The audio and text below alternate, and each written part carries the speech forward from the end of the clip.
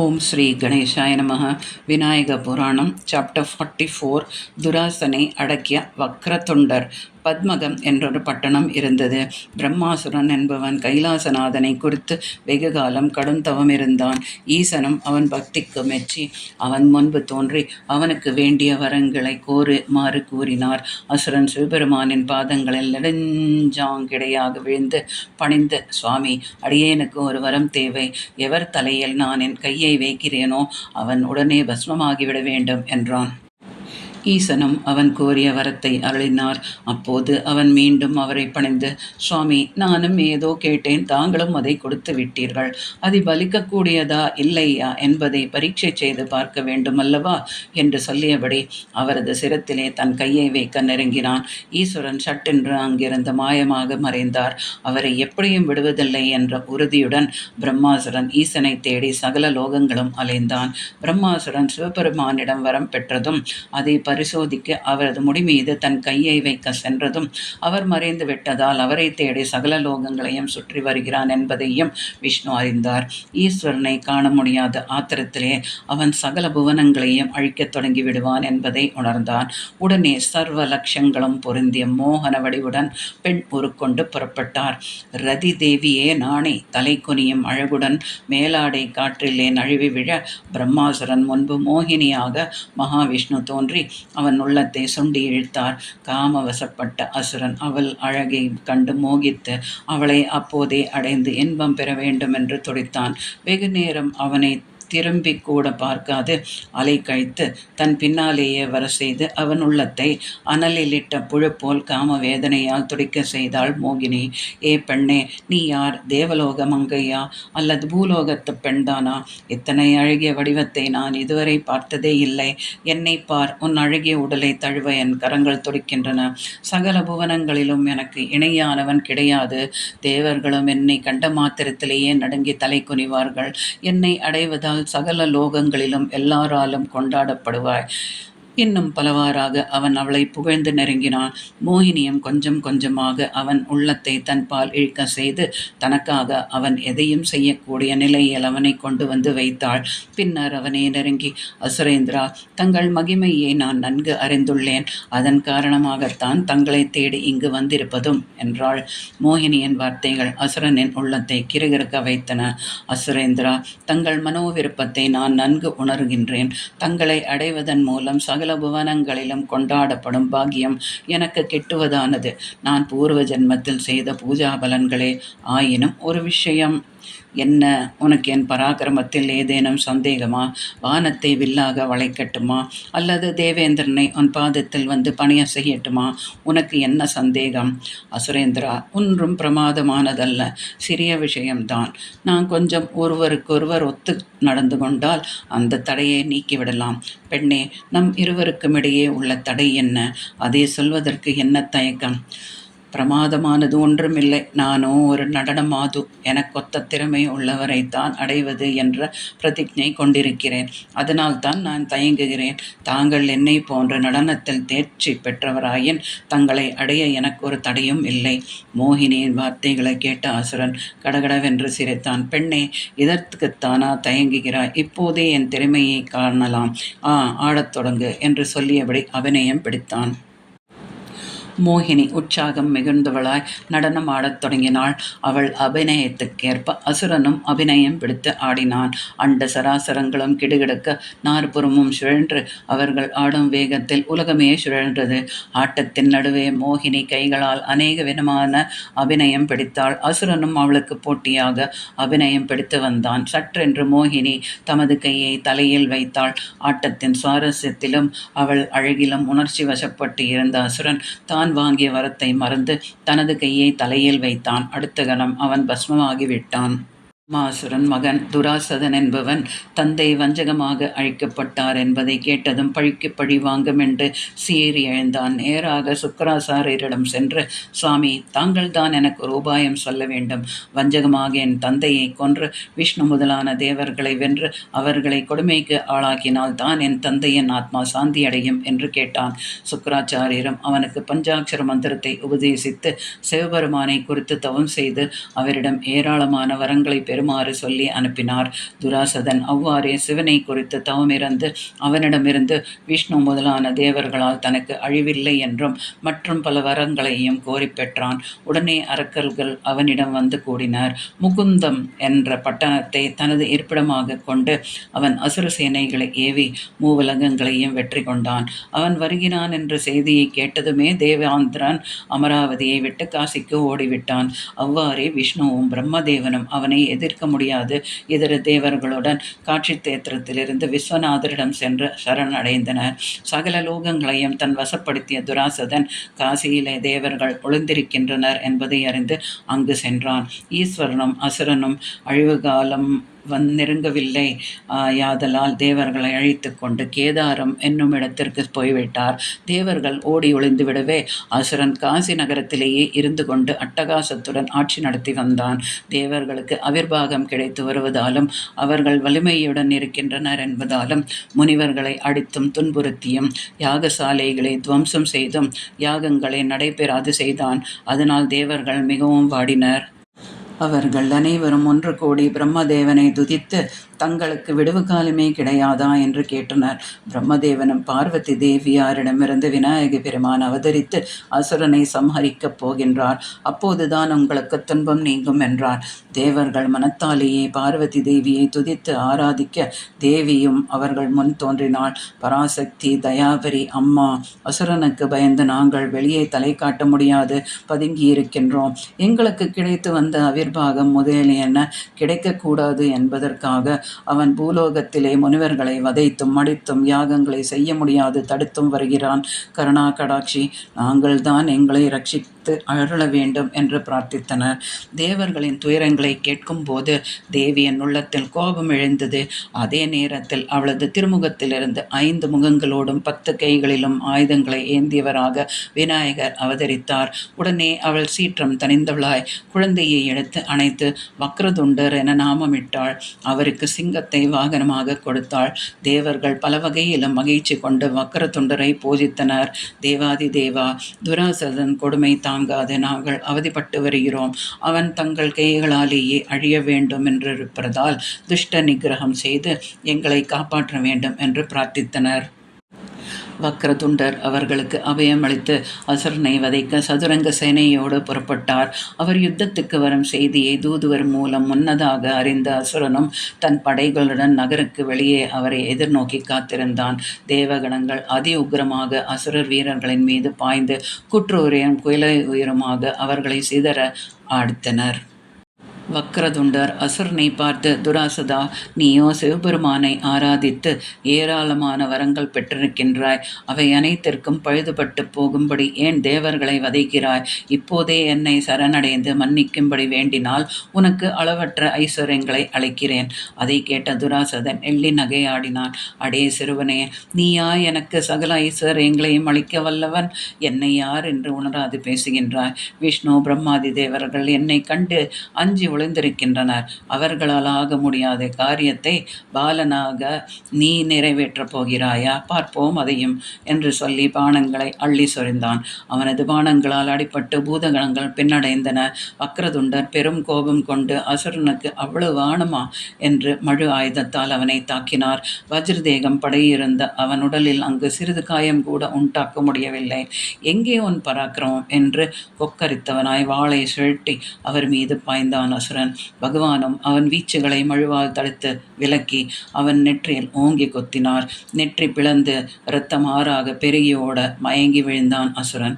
அவன் மீண்டும் கண் விழித்த போது அஸ்தமித்து விட்டது. கேவலம் ஒரு சிறுவனால் மயங்கி விழுமாறு அடிக்கப்பட்டு விட்டோமே என்று அவமானம் கொண்டு மனம் நொந்தவனாய் அரண்மனை திரும்பினான். மறுதினம் புதிய படைகளுடன் யுத்தத்துக்கு வந்தான். வக்ரதுண்டர் அவனோடு யுத்தத்தை நீடிக்க விரும்பாது பற்பல உருவங்களை எடுத்துக்கொண்டு அவன் படையினில் புகுந்து வீரர்களை அதம் செய்து சுழன்றார். பிரம்மாண்டமான உருவம் கொண்டு அவன் முன் பாய்ந்து ஒரு பாதத்தை அவன் தலையில் வைத்து அழுத்தினார்.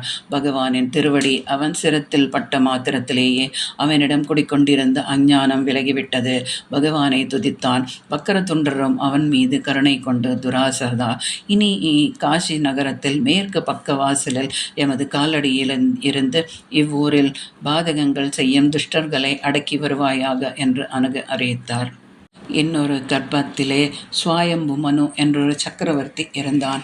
அவன் இறந்ததும் 60,000 ஆண்டுகளுக்கு மழையே பெய்யாததால் எங்கும் வறட்சியும் பஞ்சமும் ஏற்பட்டு நாடு நகரங்கள் அழிந்து வந்தன. சுவாயம்பு மனுவுக்கு பின் நல்ல அரசன் ஒருவனை தேர்ந்தெடுக்க பிரம்மதேவன் பூவுலகம் முழுவதும் சென்றார். காசி நகரத்திலே ரிபுஞ்சயன் என்றொரு அரசன் சிவபெருமானை குறித்து அரிய தவம் செய்து வந்தான். அவனை ஏற்றவன் என தீர்மானித்து பிரம்மதேவன் அவனிடம் சென்று, ரிபுஞ்சயா, இவ்வுலகிலே நல்ல அரசன் இல்லாததால் எங்கும் பஞ்சமும் வறட்சியுமாக இருக்கிறது. நீயே சக்கரவர்த்தியாக இருந்து மக்களை ஆட்சி புரிந்து வா. உனக்கு ஆதிசேஷர் தன் குமாரத்தி அங்கமோகினியை மனம் செய்து கொடுப்பார். அதனால் உனக்கு திவோதசன் என்று பெயர் விளங்கும் என்றார். ரிபுஞ்சயன் அவரை தொழுது, சுவாமி, தாங்கள் கோரிக்கையை நான் ஏற்க வேண்டுமானால் என் கோரிக்கையும் தாங்கள் ஏற்க வேண்டும். காசி நகரத்தில் தேவர்கள் எவருமே இருக்கக்கூடாது. அப்போதுதான் நான் ஆட்சி பொறுப்பை ஏற்பேன் என்றார். பிரம்மதேவனும் வேறு வழியின்றி அதற்கு ஒப்புக்கொண்டார். பின்னர் காசி நகரம் சென்று விஸ்வநாதரை தரிசிக்கலாம் என்று பிரம்மதேவர் அங்கு சென்றார். அப்போது பரமேஸ்வரன் தமது கணங்களோடு தவம் செய்யும் மந்திரகிரிக்கு அருளுவதற்காக புறப்பட்டார். அவரோடு பிரம்மதேவனும் சென்றார். மந்திரகிரியின் அருகிலே மரீச்சி முனிவர் சிவனை குறித்து கடுமையாக தவத்தை மேற்கொண்டிருந்தார். அவரை பாராட்டி அவருக்கு வேண்டிய வரங்களை அருளினார் ஈசன். மந்திரகிரி மகேஸ்வரனை பணிந்த கைலாசபதியே, காட்சி சேத்திரத்தில் எவ்வாறு தேவர்கள் சூழ வாசம் செய்து வருகின்றீர்களோ அவ்வாறே என்னிடத்திலும் தாங்கள் எழுந்தருள வாசம் செய்ய வேண்டும் என்று பிரார்த்தித்தார். அப்போது பிரம்மதேவன், உமாபதி, அந்த சமயத்தில் ஒரு விஷயத்தை கூற அனுமதிக்க வேண்டும். சுவாயம்பு மனுவுக்கு பின்னர் மூவுலகிலும் தகுந்த அரசன் இல்லாததால் காசி சேத்திரத்தில் தங்களை குறித்து தவமியற்று வரும் ரிபுஞ்சயனை ஆட்சி பொறுப்பை ஏற்று நடத்துமாறு சொன்னேன். காசியில் தேவர்களே இல்லாமல் வெளியேறினால்தான் சம்மதிப்பதாக கூறினான். வேறு வழியின்றி அதற்கு சம்மதித்தேன். ஆகவே தயவு செய்து மந்திரகிரியின் கோரிக்கையை தாங்கள் நிறைவேற்ற வேண்டும் என்றார். பரமேஸ்வரனும் அதற்கு இணங்கி தமது கணங்களோடு தேவர்களும் சூழ அப்பர்வதத்திலேயே எழுந்தருளினார். ரிபுஞ்சயன் காசி சேத்திரத்தை விட்டு தேவர்கள் வெளியேறினதும் சக்கரவர்த்தியாக முடிசூட்டிக் கொண்டு ஆட்சி பொறுப்பை ஏற்றி நடத்தத் தொடங்கினான். ஆதிசேஷன் அவனுக்கு தன் குமாரத்தியான அனங்கமோகினியை திருமணம் செய்து கொடுத்து அளவற்ற ஐஸ்வர்யங்களையும் அளித்தான். இப்படியாக இருந்து வரும்போது தேவர்கள் கங்கையில் ஸ்நானம் செய்து விஸ்வநாதனை தரிசிக்க முடியாமல் போனது பற்றி மிகவும் வருந்தினர். அவர்கள் ஒன்று கூடி தேவகுருவான பிரகஸ்பதியிடம் சென்று இதற்கு ஒரு உபாயம் சொல்ல வேண்டும் என்று கேட்டனர். தேவர்களே, ரிபுஞ்சயன் நெறிப்பிழறாது ஆட்சி புரிந்து வருகின்றான். அவன் ஆட்சியில் சகல நலங்களும் பெற்று மக்கள் சௌக்கியமாக வாழ்ந்து வருகின்றனர். அப்படி இருக்கும்போது அவனுக்கு அளிக்கப்பட்ட வரத்தை மீறுவதென்பது முடியாது.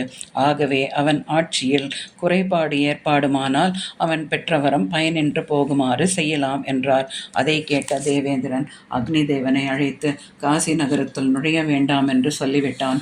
அக்னி இல்லாததால் முனிவர்கள் யாகம் முதலிய கர்மாக்களை செய்ய முடியாது தவித்தனர். அவர்கள் அரசனிடம் சென்று தங்களுக்கு ஏற்பட்ட இடையூறுகளை சொன்னார்கள். அரசன் இது தேவர்களின் சூழ்ச்சியே என்பதை உணர்ந்து, என் அன்பார்ந்த குடிமக்களே, முனிபுங்குவர்களே, வருந்த வேண்டாம். தேவர்களின் சூழ்ச்சியை நான் தகர்த்து விடுகின்றேன். நானே இனி அக்னியாகவும் சூரியனாகவும் மற்றும் அநேக தேவர்களாகவும் இருந்து உங்கள் காரியங்களை குறையில்லாது நிறைவேற செய்கிறேன் என்றான். அவ்வாறே அவன் தபோபலத்தினால் பலவாறாக இருந்து யாகம் முதலிய கர்மாக்களை தடையின்றி நிறைவேற செய்தான். இப்படியாக 80,000 வருடங்கள் கடந்தன. மந்திரகிரியில் எழுந்திருந்த கைலாசன் காசிக்கு திரும்ப எண்ணினார். ஆனால் தேவர்கள் அங்கு வர முடியாமல் போய்விடுகின்றதே என்ற ரிபுஞ்சயன் பெற்ற வரங்களின் மகிமை குறைய அப்பனன் பட்டணத்தில் சென்று நெறி பிழறும்படி மக்களை தூண்டுமாறு தேவர்களுக்கு உத்தரவிட்டார். விஷ்ணு, பிரம்மன் முதலான தேவர்கள் செய்ய முயற்சி ஒன்று கூட பயனளிக்கவில்லை. தோல்வியால் மனமுடைந்து தேவர்கள் சிவபெருமானை பிரதிஷ்டை செய்து பூஜித்தனர். கைலாசநாதன் தானே அநேக யோகிகளை உண்டாக்கி காசி நகரம் செல்லுமாறு சொன்னார். அவர்களும் தோல்வியற்று திரும்பினர். கைலாசநாதன் பிரமித்தார். சர்வ வியாபியான விநாயக பெருமானே இக்காரியத்தை செய்து முடிக்க கூடியவர் என்று உணர்ந்து விநாயகரிடம் தன் விருப்பத்தை தெரிவித்தார். விநாயக பெருமான் சிறுவனாக உருவை எடுத்து ஜோதிடம் சொல்பவன் போல் காசி நகரத்தில் நுழைந்தார். அங்குள்ள மக்களுக்கு இரவிலே பல பயங்கர கனவுகளை தோன்ற செய்து மறுநாள் அவர்களிடம் அவற்றுக்கான பரிகாரங்களை சொல்லி வந்தார். காசி நகரத்துக்கு பயங்கர ஆபத்து சமீபித்திருக்கிறது என்றும் அதன் காரணமாகவே மக்கள் பயங்கரமான கனவுகளை இரவிலே நித்திரையின் போது காணுகின்றனர் என்றும் சொல்லி அதிலிருந்து தப்ப நகரை விட்டு வெளியே போய்விடுமாறு சொன்னார். அதை கேட்ட சிலர் பயந்து நகரை விட்டு வேற்றிடங்களுக்கு போய்விட்டனர். மற்றும் சிலர் பயந்து போய் என்ன செய்வதென்று தெரியாமல் மனம் குழைந்து உட்கார்ந்திருந்தனர். இதனால் அன்றாட கர்மாக்கள் சரிவர நடக்காது நின்று போகத் தொடங்கின. நகரத்திலே ஏற்பட்டு வரும் குழப்பத்தை எண்ணி அரசன் மிகவும் வருந்தி வரும்போது மகிழ்ச்சிகளில் ஒருத்தியான லீலாவதி என்பவள் மூலம் நகரத்திலே ஜோசியன் ஒருவன் வந்திருப்பதாகவும் முற்காலம் நிகழ்காலம் எதிர்காலம் பற்றி அவன் அணுப்பிசகாது சொல்லி வருவதாகவும் கேள்விப்பட்டு அவனை அழைத்து வர செய்தான். விநாயகருக்கு ஆசனம் அளித்து கௌரவித்து பல வகை உபசாரங்களை செய்து, சுவாமி, தாங்கள் முக்காலங்களையும் உணர்ந்து சொல்லி வருவதாக கேள்விப்பட்டேன். இத்தனை நாட்களாக இவ்விடத்தில் இக்காரியமும் தடனங்களின்றி நியம நெறி தவறாது நடந்து வந்தது. இப்போது சில நாட்களாக காரியங்கள் சரிவர நடைபெறுவதில்லை. குழப்பம் நீடிக்கிறது. இது எதை குறிக்கின்றது? எனக்கு ஆபத்து நேரக்கூடுமா? இப்பட்டணத்தில் என் ஆட்சி முடியப் போகின்றதை குறிக்கின்றதோ? தயவு செய்து சொல்ல வேண்டும் என்று பிரார்த்தித்தான். அரசே, இன்றைக்கு 17ஆம் நாள் இப்பட்டணத்துக்கு அந்தணர் ஒருவர் வருவான். நீ கேட்ட கேள்விக்கு அவனே பதில் அளிப்பான் என்று சொல்லி புறப்பட்டனர்.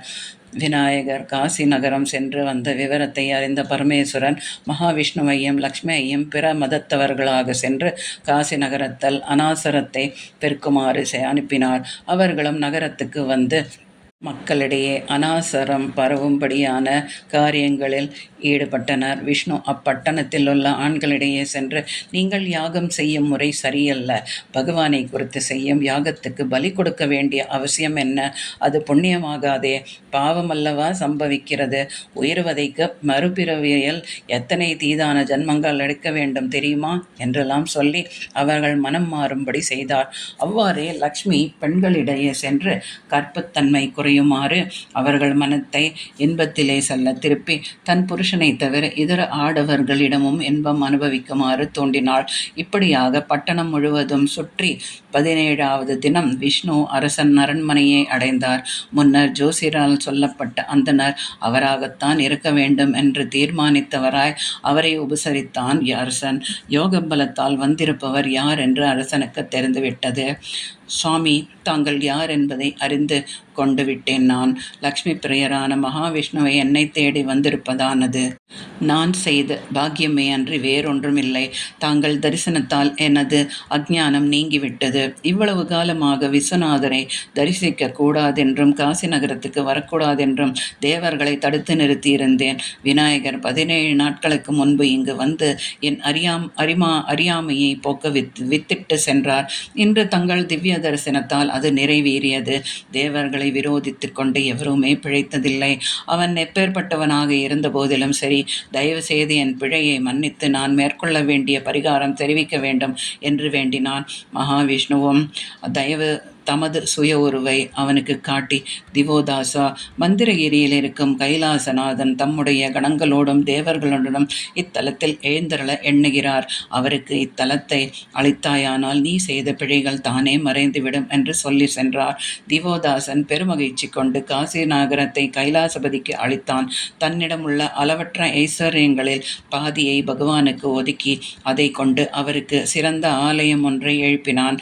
அவருக்கு குறைவில்லாத ஆராதனைகள் செய்து வெகு காலம் அரசனாக வீற்றிருந்த பின்னர் பகவானின் திருவடிகளில் ஐக்கியமானான்.